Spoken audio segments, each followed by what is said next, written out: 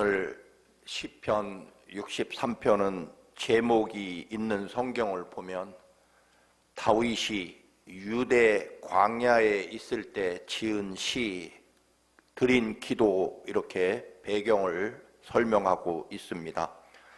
다윗이 광야에서 그 처절한 시련과 죽음의 위험에 처한 것은 그의 삶에서 크게 두 번입니다.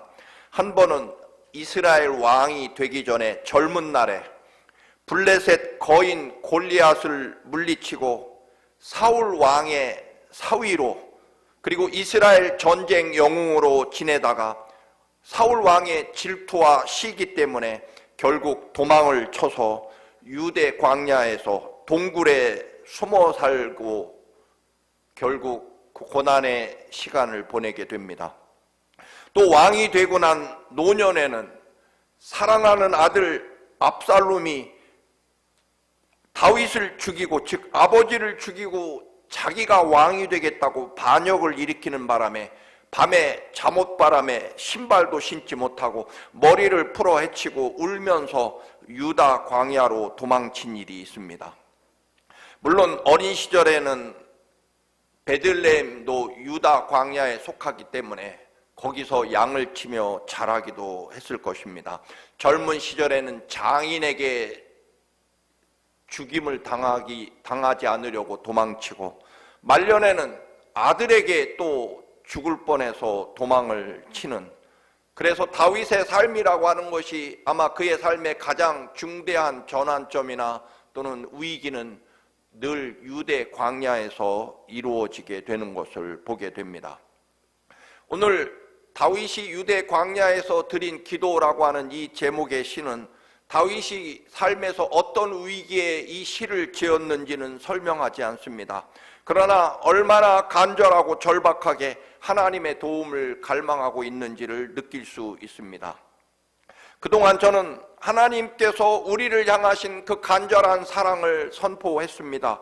하나님의 아들이신 예수 그리스도께서 그 존귀한 거룩하신 하나님의 자리를 버리시고 우리에게 하나님으로서 철저하게 엎드려 경배하고 높은 곳에서 우리에게 복종을 원하시는 하나님이 아니라, 너희가 아무리 죄를 짓고 비참한 곳에, 더러운 곳에 있을지라도 마구간 골고다 십자가까지라도 나는 너희들을 찾아가고 너희들을 살릴 수만 있다면 내가 죽어서라도 너희를 구원해낼 것이라는 그 간절한 사랑으로 우리에게 말씀하셨다는 것입니다.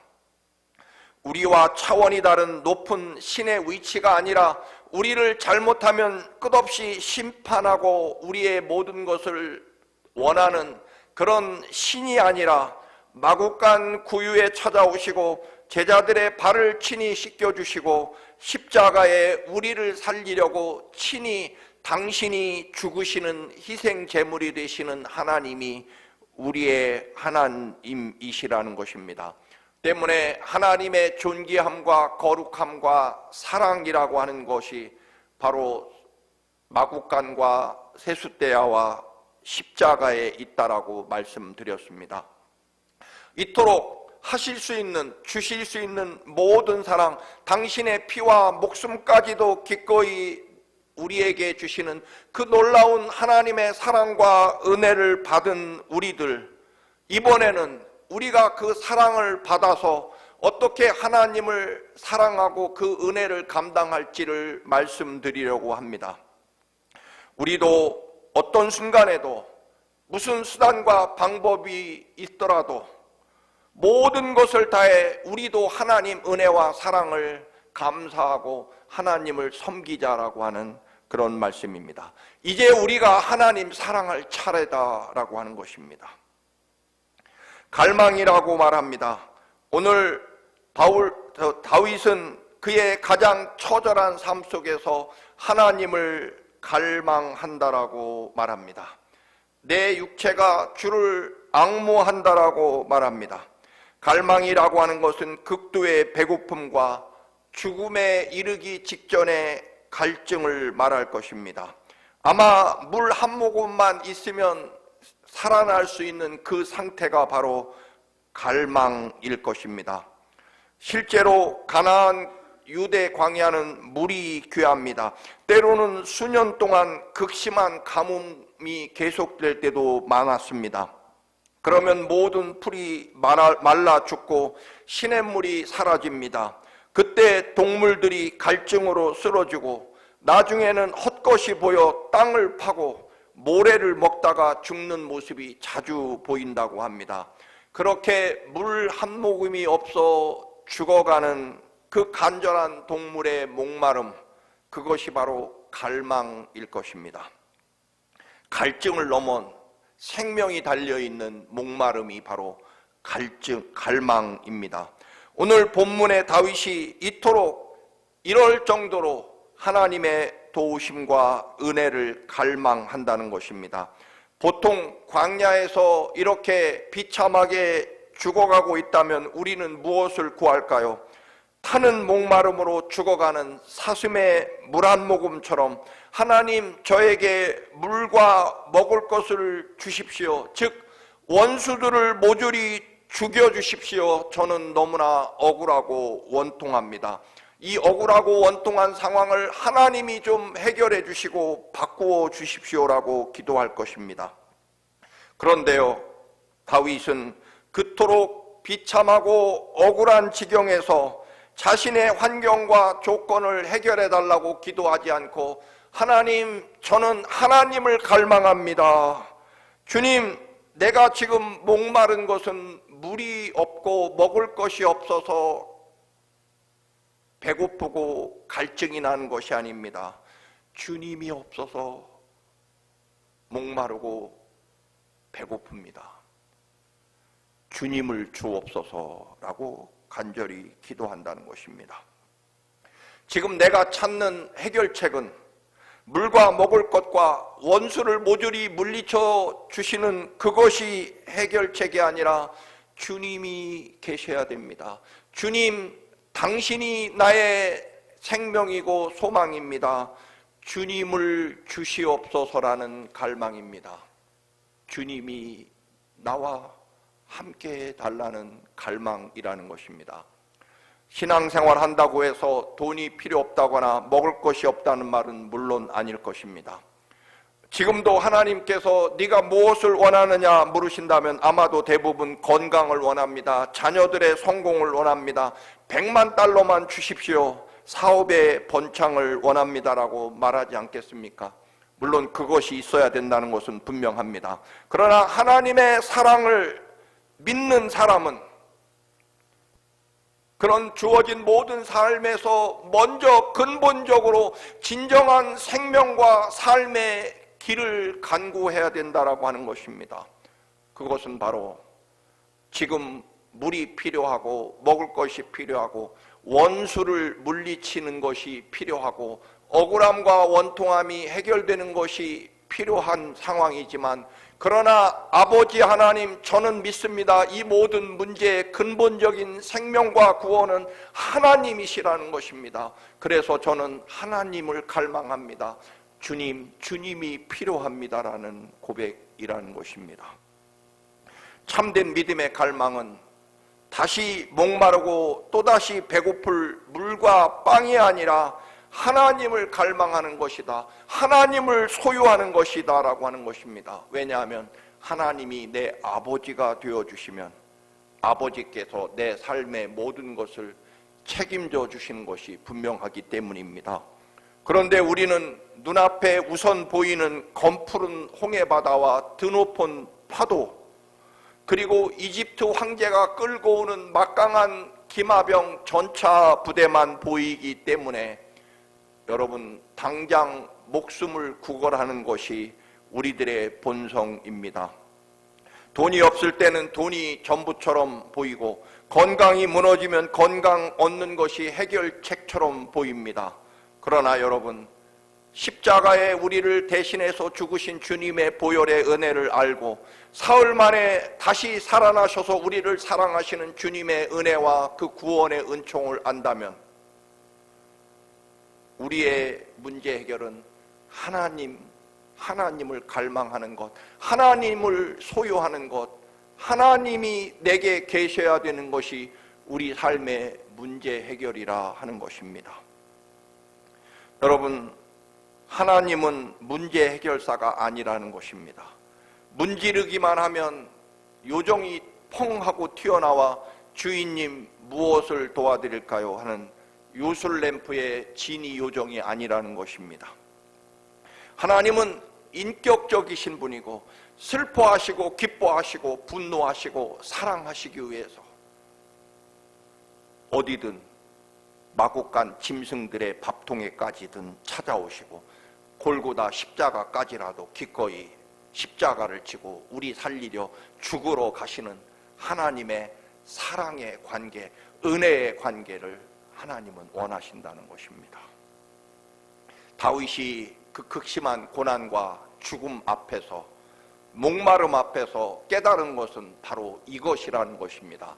내게 지금 필요한 것은 물과 먹을 것과 원수를 물리치는 것이 내 삶의 근본 해결책이라고 유다 광야로 살기 위해서 도망쳐 왔지만, 그러나 그곳에서도 다윗의 깨달음은 내 영혼이 근본적으로 생명을 얻는 것은 물이 아니고 먹을 것이 아니고 원수가 아니라 여기에서도, 이 상황에서도 여전히 하나님이 계셔야 된다는 것, 하나님을 달라는 것입니다.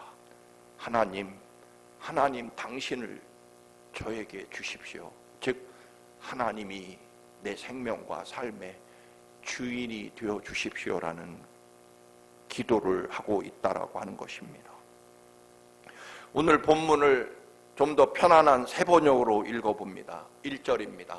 주님은 나의 하나님입니다. 즉 한 분이신 유일하신 생명의 길이라는 것입니다. 내가 주님을 애타게 찾습니다. 즉 갈망합니다. 물기 없는 땅, 메마르고 황폐한 땅에서 내 영혼이 주님을 찾아 목이 마르고 이 몸도 주님을 애타게 그리워합니다.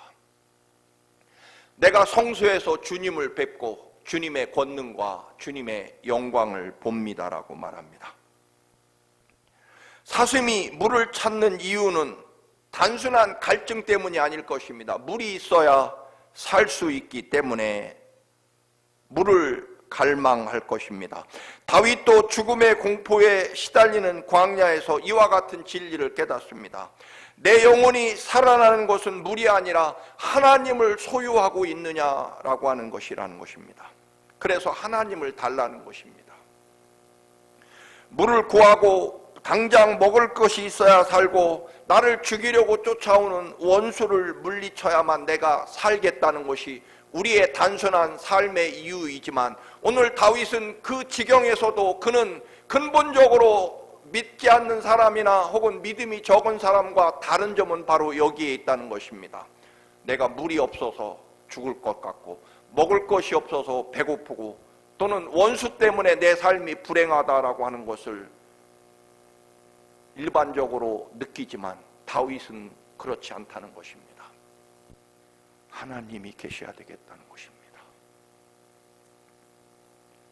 모두 죽어야 내가 살겠다는 것이 아니라, 그런 것들이 아니라 하나님 주님이 계시면 내 삶이 해결되겠다는 것입니다.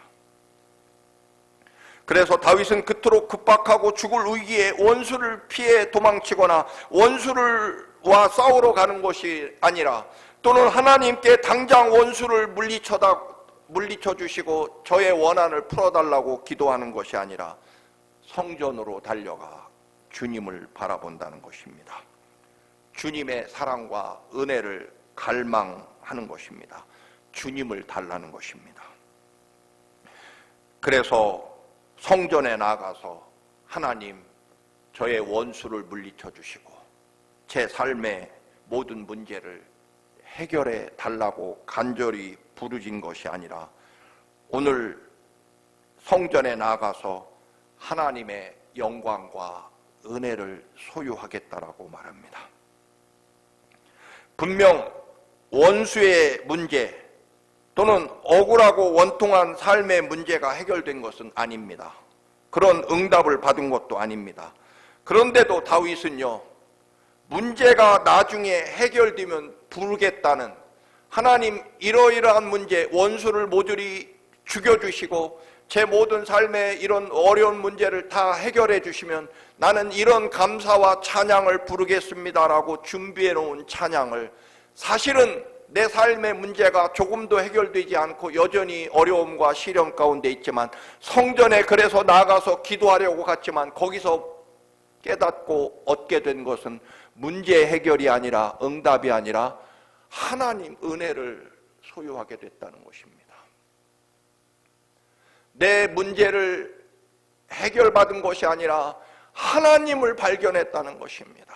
하나님을 소유하게 됐다는 것입니다. 그래서 지금 내 삶의 문제가 해결돼서 부르는 감사가 아니라 미리 해결되면 부르려고 했던 감사의 기도를 여전히 내 삶의 문제 가운데 있을지라도 부르겠다라고 하는 것입니다. 그래서 3절, 4절입니다. 주님의 한결같은 사랑이, 지금 원수들에게 쫓기고 광야에서 지금 죽을지 살지 모르는 그 고통스러운 죽음의 위기 속에서도 나는 깨달은 것이 하나님의 한결같은 사랑이 생명보다 더 소중하다. 원수에게 짓밟혀 죽을지도 모르지만 지금 이 순간에 내게 기쁨과 은혜는 내가 사느냐 죽느냐보다 비교할 수 없을 만큼 중요한 것은 하나님의 한결같은 사랑이라는 것입니다. 그리 아니하실지라도 소유한 하나님의 사랑이라는 것입니다. 그리 아니하실지라도 얻게 된 하나님의 그 놀라운 사랑과 은혜가 내 안에 충만해서 원수를 물리친 것이 아니라 하나님을 발견하고 하나님을 얻게 된 그 기쁨과 은혜로 살고 죽느냐가 아니라 한결같은 하나님 사랑이 내 생명보다 소중하기에 내 입술로 주님께 영광을 돌립니다. 그래서 고백합니다. 4절 우리 같이 한번 읽어보시겠습니다. 시작. 이 생명 다하도록 주님을 찬양하렵니다. 내가 손을 들어서 주님의 이름을 찬양하렵니다. 분명합니다. 원수 문제 아직 여전히 그대로 있고요. 돈 문제, 건강 문제, 또는 먹어야 될 문제, 마셔야 될 것, 이런 것들의 문제는 여전히 유다 광야입니다. 그런데요, 하나님 한결같은 사랑을 발견한 순간 내 생명보다, 사느냐 죽느냐보다, 원수보다 더 비교할 수 없는 찬란한 하나님의 놀라운 한결같은 은혜를 발견하고, 그래서 원수가 여전히 나를 노리고 있을지라도, 내가 여전히 억울하고 원통할지라도 나는 이 생명 다하도록, 즉 혹시라도 내가 용광로에 죽어 녹아 없어질지라도, 그리 아니하실지라도 이 생명 다하여 여전히 하나님을 나도 찬양할 것입니다. 내 생명과 삶의 문제가 아니라 하나님을 갖게 됐다는 것입니다. 그 놀라운 신비와 기쁨을 가진 것이 하나님의 사람이고 그게 믿음이라는 것입니다.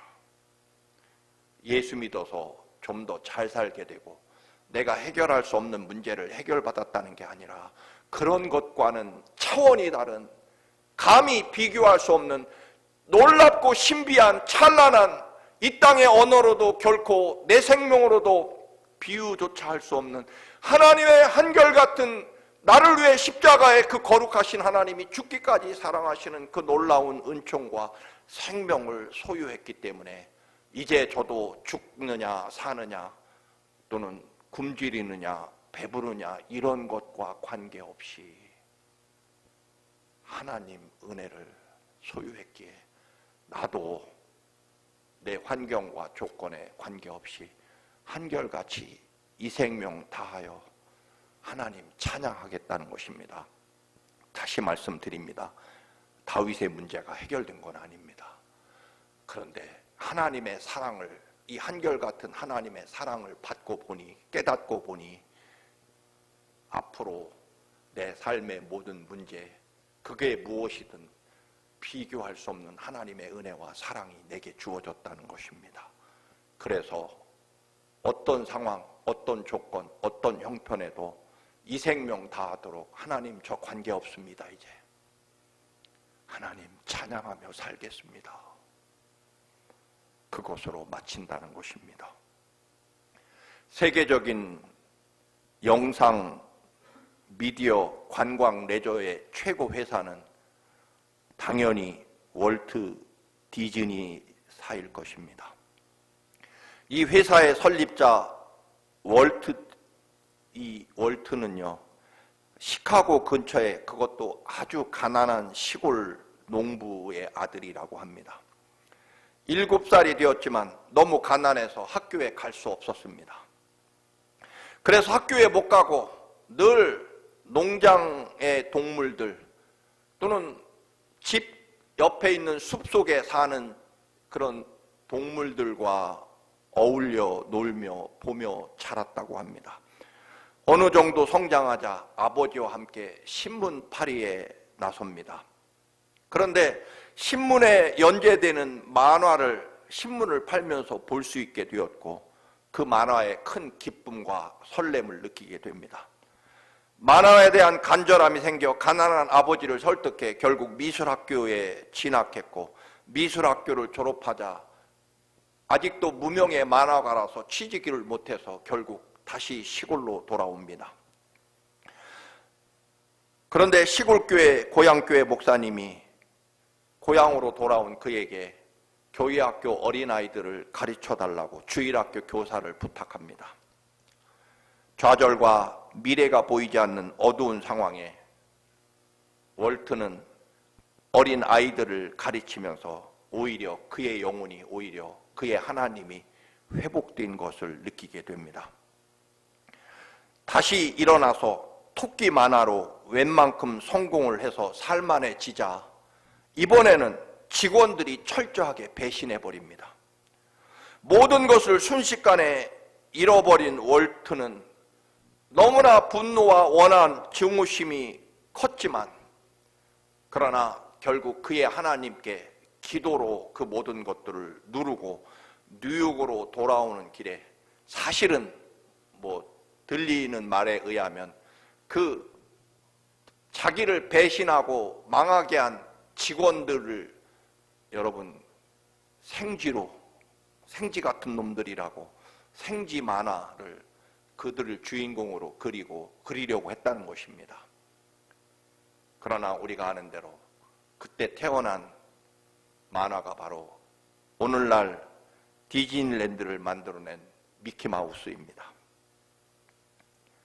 그리고 100년 이후 그 누구도 넘볼 수 없는 디즈니랜드까지 이어지게 됩니다. 그는 말합니다. 인생의 폭풍과 스트레스에 맞서고 신성한 영감에 귀를 기울이게 하는 데는 기도와 하나님을 믿는 믿음만큼 내 삶에 도움을 준 것은 없다라고 말합니다. 그는 평생 그의 삶을 기도와 믿음으로 하나님 안에 서 있었다라고 하는 것입니다. 처절한 가난으로 학교에 못 가며 외롭게 놀던 그때 본 동물들, 그 작고 큰 동물들이 월트의 평생의 여러분 삶의 이유가 됐고, 신문팔이 가난해서 신문을 팔 때 본 만화가 그의 삶을 이끌었고, 철저한 배신과 원한 속에서도 기도함으로 하나님을 붙잡고 하나님 안에 있음으로 결국 미키마우스가 탄생하게 됩니다. 그 처절한 배신과 원한 속에서도 하나님 안에서 분노와 원한을 누르고 사랑으로 극복해내려고 한 그의 삶에 있어서 가장 소중한 것은 결국 하나님을 붙잡은 것이었다는 것입니다. 월트라는 이름도요, 사실은 자기 시골교회 목사님 이름을 따서 지은 것이라고 합니다. 결국 환경이 아니라 하나님을 소유했느냐. 오늘 다윗의 갈망과도 같은 이야기일 것입니다. 다윗이 환경과 사람에게 그 억울함과 원통함을 인간적으로 해결한 것이 아니라 하나님을 소유한 증거가 대표적으로 다윗이 엔게디 광야 동굴 속에 숨어 동물처럼 비참하고 억울하게 살아갈 때 그를 쫓던 사울 왕이 3,000명의 군대를 거느리고 엔게디 광야를 포위하고 샅샅이 뒤지고 있습니다. 그런데 사울 왕이 다윗이 숨어있는 동굴로 용변 보러 혼자 들어오고 등을 돌리고 쭈그리고 앉아 열심히 용변을 봅니다. 그 안에 다윗과 부하들이 숨어 있었습니다. 다윗의 부하들이 놀랍게 이야기합니다. 장군님, 드디어 하나님께서 다윗 장군의 원수를 갚고 왕이 되게 하시려고 하필이면 우리가 숨어있는 이 엔게디 광야의 수천 개 동굴 중에서 우리가 숨어있는 동굴로 혼자 용변 보러 저렇게 우리 앞에 등을 돌리고 있습니다. 한번 창을 가지고 사울의 등을 찌르면 이제 우리는 이 죽음과 지긋지긋한 도망자 동굴 생활을 마치고 왕이 되실 수 있습니다. 그러나 다윗은 정말 하나님이 주신 기회라고 여길 수밖에 없는 그 순간에도 다윗은 하나님의 말씀을 기억해냅니다. 하나님이 세우신 기름 부은 종은 하나님이 책임지실 것이다. 결국 사울을 살려서 보내므로 다윗은요, 그 끔찍한 동굴 생활, 도망자의 생활을 10년 이상 또 하게 됩니다. 사랑하는 아내와 어린 자녀들과 함께 그 동굴에서 짐승처럼 살아가는 세월을 하나님이 이루실 때까지, 하나님이 허락하실 때까지 사울을 살려보내고 기다렸다는 것입니다. 하나님을 소유했기 때문입니다. 여러분, 인간적인 판단과 생각이라면 사울이 등을 돌리고 열심히 용변을 볼 때 창으로 찌르면 그만이었습니다. 아마 그래도 왕이 됐을 것입니다. 그러나 다윗의 삶을 지배하는 것은 원수도 아니고 그 처참한 동굴 생활도 아니고 처자식은 무슨 죄가 있어 이렇게 짐승처럼 살아가고 나는 아무리 생각해도 억울하고 또 억울하고 원통하고 또 원통한데 그런 환경과 조건이 아니라 하나님을 늘 갈망하며 하나님의 뜻과 하나님의 은혜와 하나님의 사랑이 내 삶을 평가하고 판단하고 이끌어갔다라고 하는 것입니다. 다윗은 분명히 광야의 사람입니다. 삶의 출발도 삶의 가장 어려운 순간이나 기쁨의 순간도 사실은 광야에서 이루어집니다. 그것은 다윗의 환경과 삶의 조건이나 사람에 따라 그의 삶이 이루어지는 것이 아니라 하나님을 어떤 순간에도 소유하고 갈망하느냐에 있었다라고 하는 것입니다. 광야는 절망과 죽음의 자리가 아니라 하나님을 붙잡게 만드는 자리입니다. 그래서 가장 위대한 축복의 자리입니다.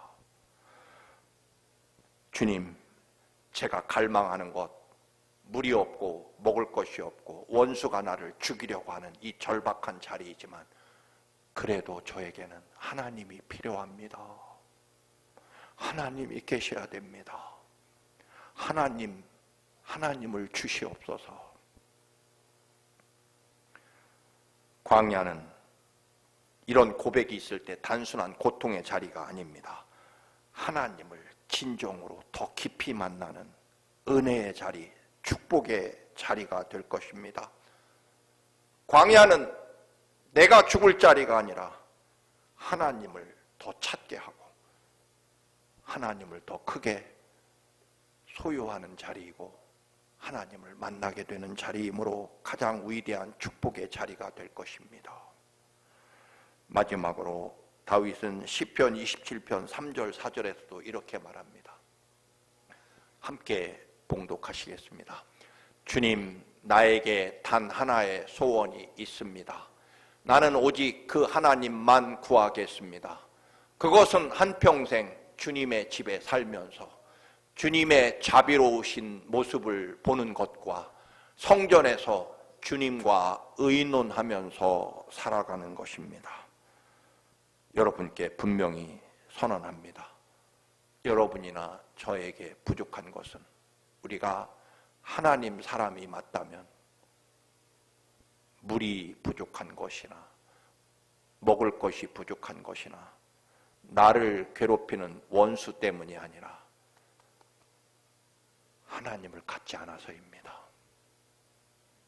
어떤 순간에도 한평생 살면서 하나님에 대한 갈증과 갈망이 늘 간절하신 여러분이 되신다면 그 길이 가장 위대한 생명과 소망의 길이 될 것을 믿습니다. 하나님을 언제나 간절히 갈망하시기를 축원합니다. 아멘. 거룩하신 주님, 주님을 갈망합니다. 우리에게 필요한 것은 물도 음식도 사람도 아니고 주님이십니다. 주님을 갈망합니다. 주님 주시옵소서. 주님이 내 생명과 또한 나의 모든 것이 되어 주시옵소서. 예수님의 이름으로 기도드립니다.